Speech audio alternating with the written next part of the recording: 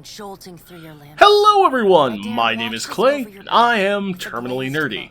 Today, I welcome you to spend a nerdy moment with me as I review Pillars of Eternity 2, Deadfire. I will refer to it simply as Deadfire going forward because that title is a mouthful. I have spent a total of 81 hours with the game thus far over 2 characters, and finished the main storyline by siding with the Principe faction, and boy do I have some thoughts about it. This might be a long video, so strap yourselves in and enjoy the ride. As a note, all gameplay footage in this section is at the very start of the game, so there's gonna be some early spoilers. What is Deadfire, however? Well, it's a sequel to Pillars of Eternity 1, and continues the story of the Watcher of Caed Nua from that game directly. It was developed by Obsidian, and is an isometric cRPG in the style of games like Baldur's Gate, Icewind Dale, and Planescape Torment. To be quite honest, I didn't enjoy Pillars 1 at all, and I've never finished it. I played for around 20 hours according to my Steam library, so I have a good idea of how Pillars 1 worked, and I've personally never been a fan of real-time with pause combat. And yes, I grew up playing the original Baldur's Gate 1 and 2, and I still don't like real-time with pause. And, quite frankly, I'm tired of generic fantasy settings in media. Both of these things is what Pillars 1 has. Hell, the only reason I gave Deadfire a chance was because its setting is fantasy pirates, and it had a turn-based combat mode added officially via a patch. I will say that I don't really feel that you need to play Pillars 1 to get a good experience with Deadfire, as you can import a pre-made save from Obsidian directly for choices made, and they do a good enough job of explaining what you did in Pillars 1, but I did go to a wiki and read a plot synopsis for Pillars 1, which did help. After spending so much time with Deadfire, and honestly wanting to spend more time with it, I can safely say I'm glad that I gave it a chance. The game's world looks wonderful. Areas are bright and colorful when they need to be, and the designs in the dungeons and city maps are fantastic. The visual presentation overall of the world is a treat. Character models are also surprisingly detailed, despite the game being in a zoomed-out isometric point of view. For instance, changing a character's weapon or armor will update the sprite to match what they're wearing, even if you can't fully zoom in to see it. Monster designs are pretty solid as well, with a mix of classic fantasy monsters, such as kobolds, Zarips, skeletons, and so on. You will, however, fight a lot of humanoid, or Kith, as the game calls them, enemies, and those can start to look pretty samey. If you've seen one pirate, you've seen them all for the most part, same with sailors and the different faction enemies. The effects of your attacks in battle, however, are fantastic, and the game makes good use of lighting to establish mood. Dungeons, for example, without a torch can feel very dark and oppressive. However, the overworld map, which is this huge, massive map showing the entire Deadfire archipelago, is very basic. While the water is wonderfully rendered, the islands themselves consist of nodes that you move to, and your character on this map is just an icon on the screen or your ship. The ships also, for the most part on this map, look pretty samey, with all ships of a particular faction looking identical, beyond how many sails they have, which will tell you what type of ship it is. Your own ship can be customized to an extent, thankfully, which is nice to see, and you can upgrade your ship at least, and during the ship-to-ship battles there is a difference depending on what ship you have and what ship you're attacking, which is an excellent touch. Also, loading times can be really, really rough, and furthermore there seems to be some sort of issue with FPS. The longer I played in a single session, the lower my FPS would get. It would be fine for the first few hours of a session. I would normally play between 4 to 8 hours, but after about the 4th hour, the FPS would slowly drop until I would hit about 20. I think it's not unloading the visual information or something, and it's just caching everything and getting overloaded. I honestly can't figure it out. Restarting the game completely would fix the issue, however. One thing that I was not expecting at all was the voice acting.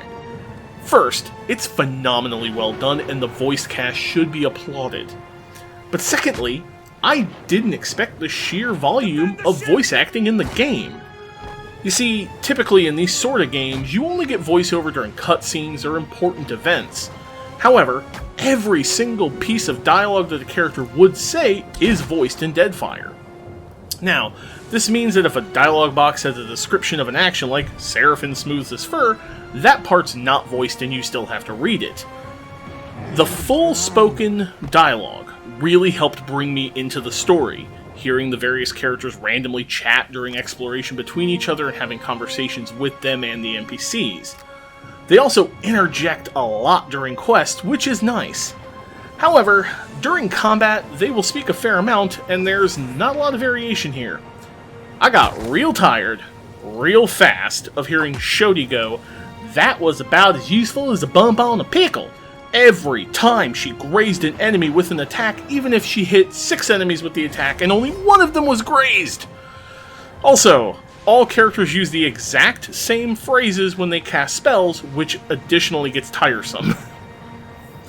The music and soundtrack is fantastic as well, and I want to get a copy of it personally. First, this being a sailing pirate-themed game, we got some sea shanties. Oh yeah. Your crew will sing as you explore the overworld map in your ship, and it's wonderful to hear and fits the mood and tone of the game perfectly. I sometimes found myself just sitting and reading stuff while letting the crew sing in the background. But even the most repetitive music, which plays in combat, is still great. Again, I've spent 81 hours on this game, and I never got tired of the combat music. And given that I played in turn-based mode, which meant combat took a lot longer, I think my longest combat was 45 minutes in a ship versus ship boarding fight, with about 15 combatants per side, I still never got tired of the fantastic music. Hell, even the sound effects are solid in this game. Spells and attacks sound weighty and meaty. I loved hearing enemies explode into meaty bits when I crit killed them, especially when I killed multiple enemies in a row. The sound design just made everything feel really solid and heavy. Now, one thing that has gotten some criticism is the plot of Deadfire, and I can't fully defend it. It's not bad. In fact, it's very personal, but the main plot is incredibly short. In essence, after the events of Pillars 1, your watcher retires to their castle in Caed Nua to rule over their little territory. However, the giant Adra statue that was under your castle is suddenly and inexplicably possessed by the long-dead god Eothas, who proceeds to stand up, destroy your entire castle, suck the souls of over 300 people nearby into himself, killing them, and steals most of your soul as well, and your power, before stomping off to the Deadfire. You wake up after all of this is shown to you in a cutscene in the in-between, the realm between life and death, and you speak to Bareth, another god, who tasks you with returning to your body and chasing down Eothas to find out what he intends to do. This leads into character creation as well as selecting your pass via the imported save or Obsidian selected history, and then you wake up on a boat in the Deadfire with Adair next to you. From there, you make your way into the Deadfire, dealing with the task of chasing down Eothas. Again, however, it's short, with the main quest actually only being about 7 quests long, and if you focus on it to the exclusion of everything else, you could probably finish the game in about 10 hours. You do have to pick a faction prior to the final mission, which adds about 4 to 5 more quests to the main story requirements, but it's still an amazingly short experience. The meat of this game is all in the side quests and the tasks, as well as the world exploration, and that's where I spent the majority of my time. When I sat down to finish the game, it took me maybe 4 hours to get through the final faction mission and the final missions. I personally found the story to be decent, and I liked the personal connection between my watcher and Eothas. You converse with him a few times as you chase him, and obviously I wanted the rest of my soul back. The factions that you interact with, of which there are 4, are also interesting with their own motivations. I found the Valiant and Royal Deadfire factions to be the ones I did not like, while the Principe and the Juana were more my speed. As I said, I finished the game with the Principe, but I have a save file right before I made my faction choice so I can go back and do the Juana, as well as all the DLC, because once you do the final mission, the game is over. You are then left with either going back to your pre-final mission save that the game creates, or making a new character to experience the story again. And speaking of character creation and gameplay, When you first start your game, you will go through an intro sequence explaining the setup for the story, and then after speaking with Bareth, you will make your Watcher. You have to select a race, of which there are 6, plus several sub-races for each of those, then a class, of which there are 11, plus each one again having several subclass options, and then you choose your stats, background, skills, and appearance. One thing unique to Deadfire is that you can multi-class. This involves choosing 2 classes plus subclasses for each instead of just 1. The negative here is that you will not get access to the final 2 power levels for either class, and you get your new power slower. Normally, you achieve a new power level in your class every 2 levels, 1, 3, 5, 7, 9, 11, 13, 15, 17, and 19, for a total of 10. However, multi-class characters get them every 3 levels, 1, 4, 7, 10, 13, 16, and 19, and you have to split your power selections between the 2 classes. Another thing to note is that once you select your character stats, such as Might, Dexterity, Resolve, you can't change them after character creation. Items can increase them, but beyond that, the stats are fixed after character generation. And every stat is important to every class, although I found Resolve to be the least important stat overall. Might, for example, increases all damage a character does. Doesn't matter the source, whether it's attacks, spells, guns, etc., your Might stat increases the damage, period. Intelligence increases AoE size, and the AoE safe zones. Normally, you have 17 stat points to distribute, and your race gives a total of +2 bonus stats, but as the video says right here, I'm using mods for my 3rd character, so I have more of all of that. Your companions follow the same rules, however, when you recruit them, and you are given the option to select one of 3 class combinations. Adair, for instance, can be a fighter, a rogue, or a fighter-rogue combo character. Jody can be a priest-monk or a priest-monk. Every full companion, of which there are 7, has this choice, and this choice cannot be changed. Once you select a class for a companion, that's it.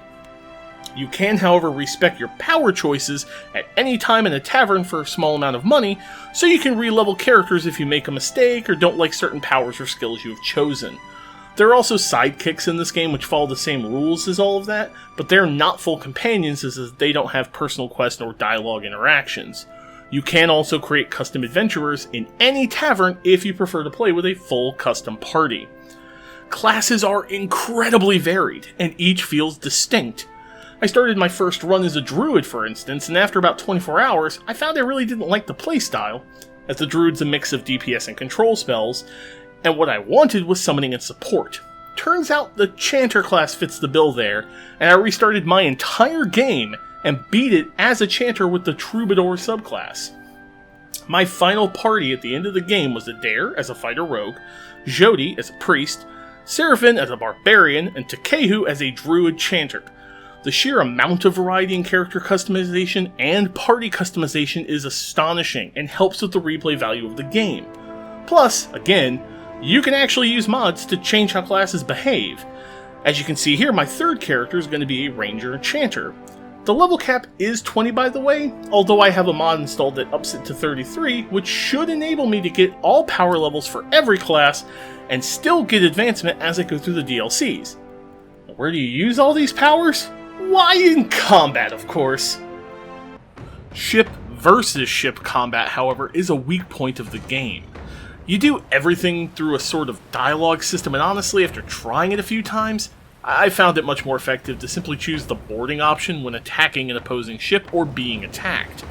This makes the game go to a side-by-side view of the 2 ships, which becomes sort of a combat arena. Ship management is also fairly simple once you have enough cash, as you just need to keep your crew full of booze and food. If you avoid the ship-to-ship combat aspects of the game, your crew stats really don't matter too much unless you hit storms or other specific events that can occur on the sea, which again, are pretty easy to avoid. Ship upgrades, however, are handy because they can cause your ship to move faster, which assists in exploring the massive map and its islands. Normal combat can be played in either turn-based or real-time with pause. You select this option at the start of the game and you cannot change it once you've selected it. Personally, I chose turn-based, which worked fantastically. Real time with pause works just like it always has in games like this, and if you're a fan of that, it's here, and was originally the way the game was intended to be played. I will admit, turn-based combat takes a while, especially during ship battles where your entire crew and some of the random companions will join the fight on your side, and the entire crew of the opposing ship will join the fight on their side. As I said, the biggest one I've ever had is a 15 versus 15, and it took 45 minutes to finish that fight. It was, however, very strategic, with me having to use summons to cover choke points, and having to try to aim AoE attacks to avoid friendly fire, which is a thing in this game. Also, as a note, enemy and NPC AI can be kind of wonky. They seem to have a tendency to either target your priest, wizard, or other squishy, or target whoever is literally in front of them. And once the AI, either the enemies or the AI-controlled teammates, has chosen the target, they don't change it. Meaning if they can't reach the target, they will sit there twiddling their thumbs. If you see someone go for your wizard, they generally won't stop until either they or the wizard are dead. And yes, you can exploit this. Outside of that, you will be exploring dungeons, using skills to handle traps and puzzle events, and conversing with NPCs. You also have a crafting system to create food items, used to either feed your ship crew to keep morale up, or used when resting in dungeons to fix the injuries you encounter from death and provide buffs, potions, poisons, bombs, and magic scrolls. You can also enhance your magical gear through the enchanting system, increasing their effects. You also have your standard slew of gear options, and gear is not restricted by class choice. Want your mage wearing plate mail armor? Go for it. Want your mage wielding a blunderbuss? Have at it. It's all good here. Something that helps with replayability is that your achievements give you Bareth's Blessings points as well, which can be used when starting a new run for bonuses. When I restarted with my Chanter, I had about 20 of these points, which let me start at level 4 instead of level 1, with 5,000 gold instead of no gold, and double starting skill points for my class. After finishing that run, I am now at 59 of these points, so I can start a new game with even more bonuses. This gives you a reason to chase achievements as you play and try to be a completionist. Sadly, beyond faction choice, the story itself and the dungeon layouts will always be the same, so really, replaying the game would be to experience it like rereading a book and trying out new class combinations and party makeups. Overall, I adore Deadfire, and if you're a fan of cRPGs, I heartily recommend it. Even after putting 81 hours total into the game over 2 characters, I still keep finding myself wanting to go back. I still have 3 story-based DLC to play through, plus 3 other faction storylines to finish should I so choose. I also want to try other class builds and combinations as well, like the Chanter Ranger combo you saw earlier, and given the nature of the game, that should speak volumes. I do intend to play through and review each of the 3 story-based DLC in their own videos, so keep an eye out for those in the future.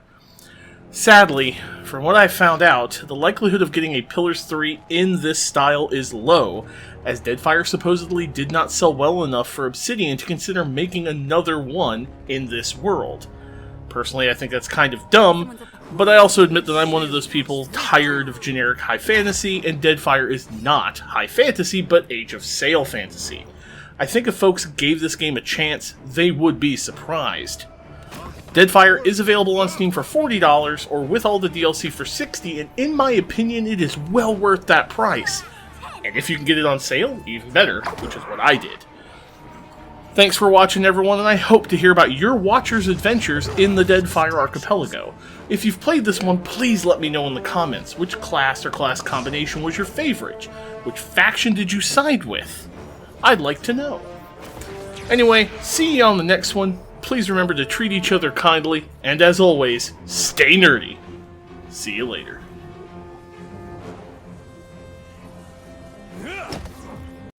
Hey there, I just want to say thank you for watching this video, and a special thank you to all my patrons who are listed over there on the right hand of the screen. If you want to get your name in those credits, feel free to check it out at patreon.com/terminallynerdy. And hey, be kind to each other and stay nerdy. Thanks.